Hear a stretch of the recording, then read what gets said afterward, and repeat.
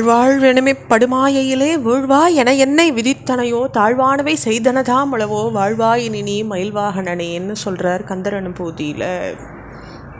நம்மளால் கேட்க முடியறது அருணகிரிநாதனுடைய வாக்கு. அப்படி அந்த முருகரே கதின்னு நம்ம அடையும் பொழுது இப்போ நம்ம கச்சியப்ப சிவாச்சாரியாரனுடைய காவியமான இதை பார்த்துட்டு வரோம், கந்த புராணத்தை. அப்போது சரி, கச்சியப்ப சிவாச்சாரியார் அரங்கேற்றுவோங்கிறார். ஆனால் அந்த புலவர் என்ன சொல்கிறார், இந்த மாதிரி ஒரு உரைநட அந்த நூல் இதில் இலக்கணத்தில் இல்லையேங்கிறார். அப்போது அந்த இவர் புலவர் கேட்டுட்டு முருகர் கொடுத்த முதலடியானா அவரே அதற்கு சமாதானம் சொல்லட்டும்ங்கிறாரு மீதி புலவர்கள். கச்சியப்ப சிவாச்சாரியார் சொல்கிறார் இது முருகர் தான் கொடுத்தாருன்னு. ஆனால் அந்த மாதிரி ஒரு பதில் மீதி புலவர்கள் சொல்கிறாங்க. அப்போ கச்சியப்ப சிவாச்சாரியார் நாளை அரங்கேற்றுவோம்னு சொல்லிடுறார். சபை கலையிறது. சிவாச்சாரியாரும் உண்ணாது உள்ளம் உழைஞ்சுண்டு சுவாமியை நினச்சி உருகிண்டு தரையில் கிடந்து படுத்துக்கிறார். கந்தவேலான்னு அழைக்கிறார். அப்போ கனவுல அவருக்கு அன்பனே நீ வருந்தாத, சோழ தேசத்தில் வீர சோழியம்னு ஒரு இலக்கண நூல் இருக்குது, திகழ் தசம் திகடசம் அப்படின்னு புணர்தற்கு விதி அந்த சந்தி படலத்தில் 18ஆம் செய்யுளில் இருக்குது. நீ போட்டதுக்கான, அதாவது நான் எடுத்து கொடுத்ததுக்கான செய்யுளுடைய விளக்கம் அந்த இடத்துல இருக்குது. சோழ தேசத்து புலவன் ஒருத்தன் அந்த நூலை நாளைக்கு இங்கே கொண்டு தருவான்னு திருவாய் மலர்ந்த அருள்றார். அது எப்படியெல்லாம் சுவாமி காப்பாற்றுறாரு பாருங்க. அவரை கொண்டு வரது முடியுமா? அந்த காலத்தில் அப்படி சொல்லி அவரை வர வைக்க முடியுமா? ஆனால் முருகன் கருணை கூர்ந்து அவரே இங்கே வருவாருங்கிறார். அப்போ எந்த அளவு கச்சியப்ப சிவாச்சாரியாருக்கு முருகனுடைய கிருபை இருக்குது, எந்த அளவு நம்ம இந்த நூலை படித்தா நம்ம அவருடைய அருளுக்கு பாத்திரமாகலான்றதை நம்ம தெரிஞ்சுக்கணும். அப்போ மறுநாள் ஆலயத்தில் கூடுறது கலகலன்னு புலவர்கள் உரையாடின்னு இருக்காங்க. அங்கே முருகவேல் புலவர் வடிவில் தோன்றார். தன் கையில் வீர சோழியம் அப்படின்ற அந்த இலக்கண நூலை நீட்டுறார்.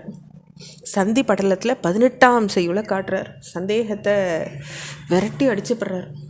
வாதிட்ட புலவரும் மற்ற புலவர்களும் அச்சமும் அதிசயமும் அடையிறாங்க. எப்படி இந்த புலவர் சேர்ந்தார், இது எப்படி போய் தெரிஞ்சுது, யாருக்கும் ஒன்றும் புரியல. அப்போ சோழ நாட்டு புலவர் வீர சோழியத்தை கச்சியப்பர் கரத்தில் கொடுத்து மறைஞ்சுடுறார். இது முருகன் செஞ்ச திருவிளையாடல் தான்னு நினச்சிண்டு உள்ள முருகி கண்ணீர் பெருகி அழுது கச்சியப்பருடைய திருவடியில் வீழ்ந்து தொழுது மற்றவா துதிக்கிறாங்க. தடை செஞ்ச புலவரும் கச்சியப்பரை பலமுறை பணிஞ்சு முருகன் அருள் பெற்ற முனிவரே, தாங்கள் பெருமை அறியாது அரங்கேற்றத்தை தடுத்து குரங்காட்ட ஆடினேன், சிறியேன் செஞ்ச பெரும் பிழையை நீங்கள் பொறுத்துக்கணும்னு பலமுறை வேண்டிக்கிறார். அப்போ கச்சியப்பர் அவரை இருக்கரங்களாலும் எடுத்து தழுவிண்டு, ஐயரே, தாங்கள் தடை செஞ்சதுனால தானே முருகன் திருவருளை எல்லாராலையும் உணர முடிஞ்சுது. எல்லாமே அந்த ஈஸ்வரனுடைய செயல்தான். இறைவனை இங்கே அழைச்சி எல்லாரும் இறைவனை கண்டுகளிக்குமாறு செஞ்ச தங்களுடைய செய்கைக்கு நான் என்ன கைமாறு செய்ய போகிறேன்னு சொல்லி கேட்டார் கச்சியப்பர். சபையிலிருந்து எல்லாரும் கச்சியப்பரை வணங்கி இனி புராணத்தை அரங்கேற்றலாம்னு சொன்னாங்க. நாள்தோறும் புராண அரங்கேற்றம் நடக்கிறது. தொண்டை நாட்டு 24 கோட்டத்து வேளாள பெருமக்களும் வந்திருந்தாங்க. எல்லாருக்கும் சோறு ஊட்டினாங்க, ஆடைகள் வழங்கினாங்க. ஆயிரக்கணக்கான அன்பர்கள் புராணம் கேட்டு புனிதம் அடைஞ்சாங்க. கச்சியப்ப சிவாச்சாரியார் தினந்தோறும் புராணம் வாசித்தார். பத உரை, பொழிப்புரை, கருத்துரை, விளக்குரை, பதசாரங்கள், புராணத்தின் நுண்பொருள், இது எல்லாத்தையும் சொன்னார். கற்கண்டு மாலையில் தேன்மாழி பொழியறது மாதிரி விறுவிறு பண்ணினார். ஓராண்டு அரங்கேற்றம் நடைபெற்று கச்சியப்பர் ஒரு செவ்வேளை போற்றி புராண திருமுறையை அர்ச்சனை பண்ணி வணங்கினர்.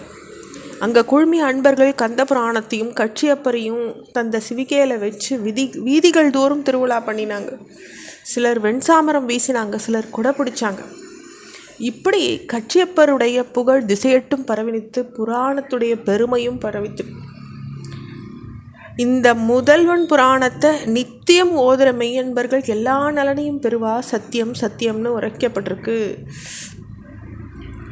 ஒரு பாடல். அதில் அந்த பாடலை சொல்லும் பொழுது மெச்சிய கல்வி மதியும் வெண்தாமரை மேவும் மின்னும் இச்செவி நாவினும் இன்பாம் அமுதும் எழுந்தனவேன்னு சொல்கிறார். அப்படி கந்த புராணத்தினுடைய பெருமை பறைசாற்றப்பட்டிருக்கு. நம்ம இதனுடைய தொடர்ச்சியை நம்ம அடுத்த பகுதியில் பார்க்கலாம். முருகாச்சரணம்.